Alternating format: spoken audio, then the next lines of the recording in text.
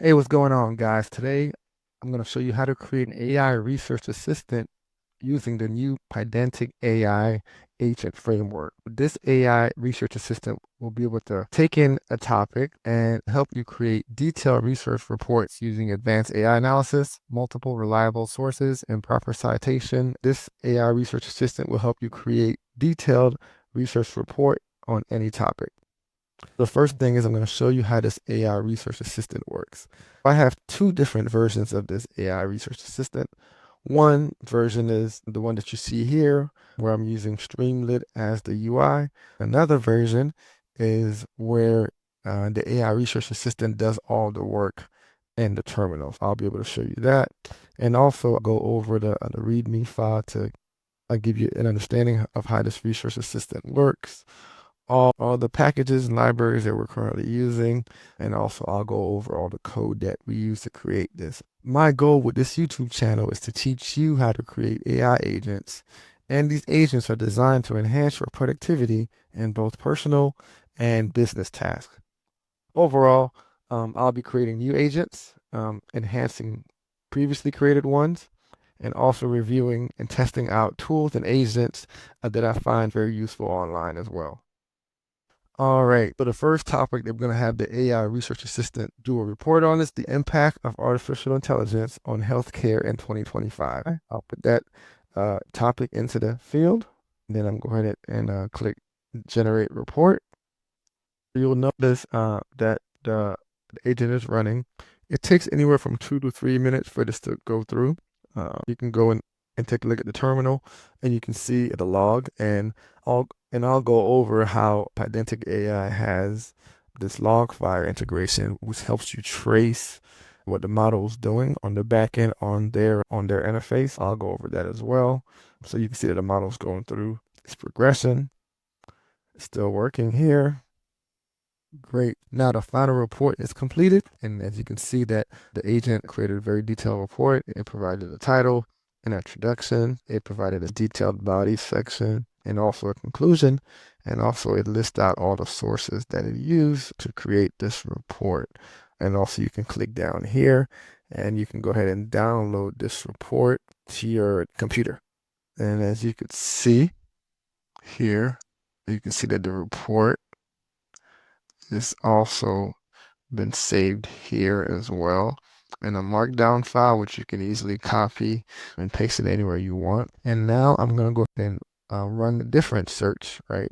Instead of running it in the Streamlit UI, I'm going to go ahead and run it right into the terminal. Let me go ahead and run that command here. When you run that command, what you see here is actually going to ask you to input the topic. For this example, I'm going to input the topic, the impact of artificial intelligence on real estate in 2025. It's going to go through the same process as it did as we ran it on the Streamlit UI. So it's going to be gathering information here. And this process is going to take about 2 or 3 minutes. It varies based on the topic. You can see that it's giving you information on what it's doing. I'm going to speed it up and pause this until it completes. And then I'll go through and explain the code for you. The AI research assistant has completed the detailed research of the impact of artificial intelligence on real estate in 2025. And you can see how it generated the output and the result within the terminal. And you can see the report here. Format is similar to how the other report was. And that's one of the great advantages of using the Pydantic framework is that you get organized and well-structured outputs, which I'll go over that some more in a few minutes. You can see the sections, the intro, the body, the conclusion, and all the sources as well, which is very similar to what we have here. And now, so this is the logs from Logfire that shows you what the agent is doing and all the steps it's going through when creating the report and all the requests it's making. And I'll go over that in the code as well. I did my best to provide as much detail as possible on how the application works and how to run it. And of course, from the GitHub repo, you clone the repo and then you just run this command here. And then from that point, you copy the example that env file, which here you'll see that you can enter your OpenAI key here, and you can follow this link to get your OpenAI key. And then we're using Tavli or Tavli. I'm not sure how you say it. Probably Tavli. We're using that to search and get the top URLs based on that topic. Now, this API also returns good content and information about a topic, and also it gives you a good summary of a topic as well. But I wanted to use two different API soaps, one to get on the topic information, and then one to take that topic URL and then pass it to Firecrawl and actually get all the information or all the content from that article and then use that for our research. And of course, you can always switch this out and use Serper API, which basically works the same way as I'm using it here. In addition, you can use your direct OpenAI API key, or you can use OpenRouter, and that way you can have access to many different LLMs. You can test that as well, or you can even install Olama on your local machine and test that there as well. Let's go back to the README file here. It gives you detailed information on how the tool works, the package that you need to install, and the requirements. That txt file, you can see that I have Pydantic AI, the Tavli, Python SDK, the Firecrawl SDK, env library. That way I can have all my API keys secure, Markdown, Streamlit, of course, for the UI, tick token for counting tokens, and I'll show you how I'm doing that there. Down here, we have a Streamlit app UI. This is what sets this UI here, so that way you can easily use it. I'm using Streamlit front end instead of developing a whole new front end using React. I'm using that there. And then the main code exists here. Let's go over the Pydantic AI documents. I always like to read the document itself of the framework to get a gist of how it works. And there, the documentation is well put together. It's easy to follow. If you go back in the channel, you'll see that I created agents in the past without any frameworks. I've created agents using LangChain for my AI content creation startup called Brainwork. I've been creating agents for years now, even before frameworks, LangChain and Crew AI and all these other frameworks been out. And the frameworks are very helpful, but sometimes you may not need the framework and it may bog down your system. Really do very good analysis before you decide on what framework to go with. I actually like the Pydantic AI framework because one, is type safe. And if you don't know what type safe is, I would suggest you go into ChatGPT. Just put that in and it'll give you a good understanding what type safe is. Type safe frameworks help reduce errors, and also when sending information or data to your agent and also getting information back. You know what you're putting in and you know what you're getting out.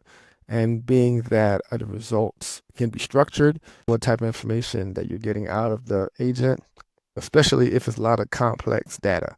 So that's why I do the Pydantic framework and uses all the Python best practices, which makes it very easy to use. And it's also very modular, so you can install the pieces that you want and need and not have to install the complete frameworks. I'll go over that real quick here.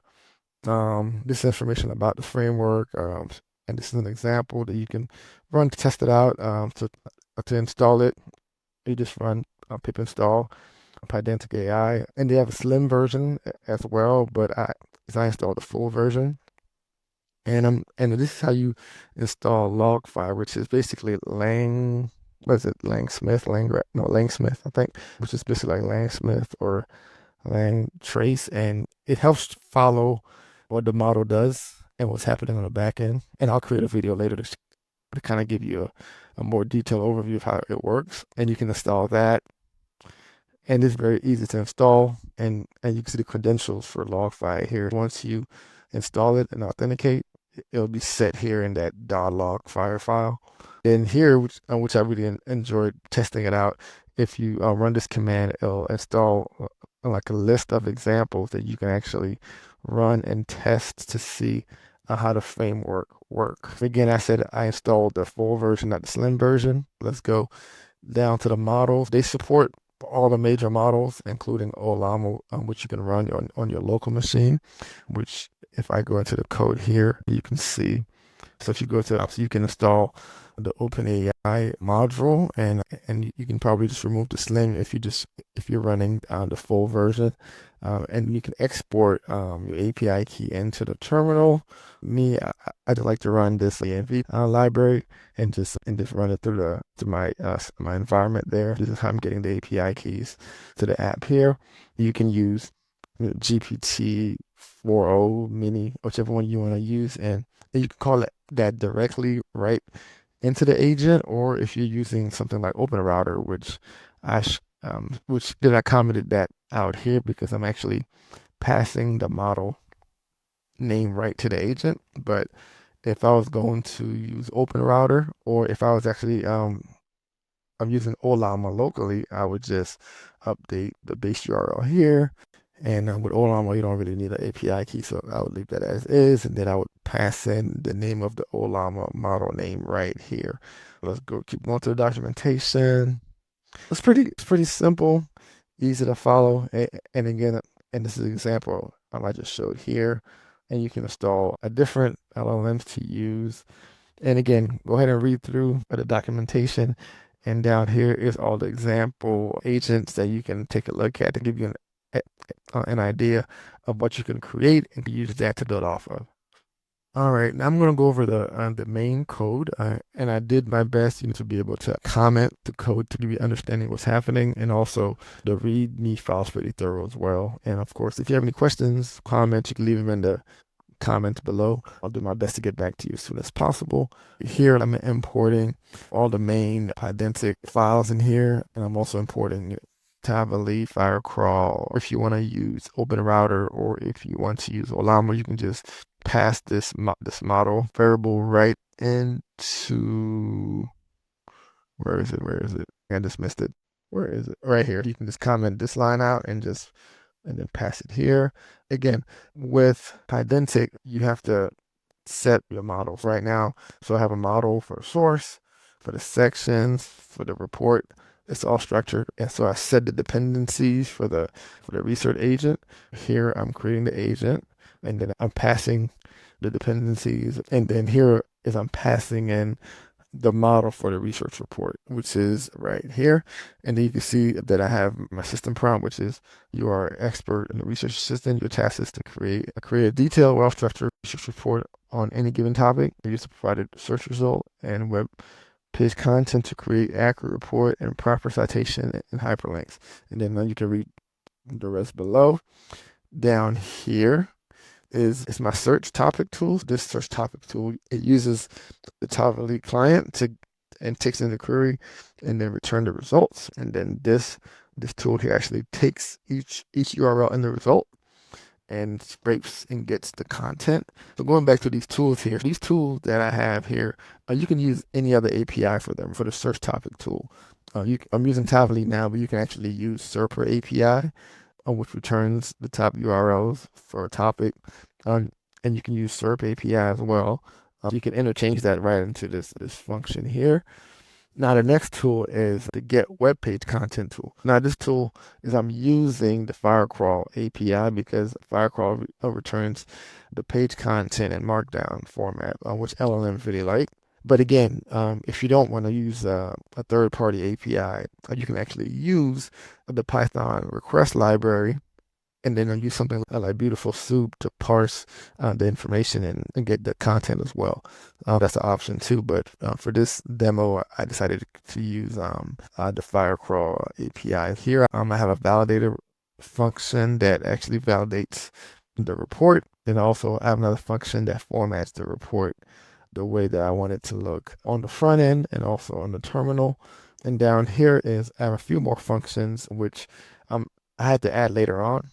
And the reason why is because certain models, context window may be less. For example, if I'm using like a Gemini 2.0 or whatever, the context window is 1,000,000 plus or whatnot. Most likely, I'm never going to hit that context window if I'm pulling in 5-10 articles and I'm analyzing those articles.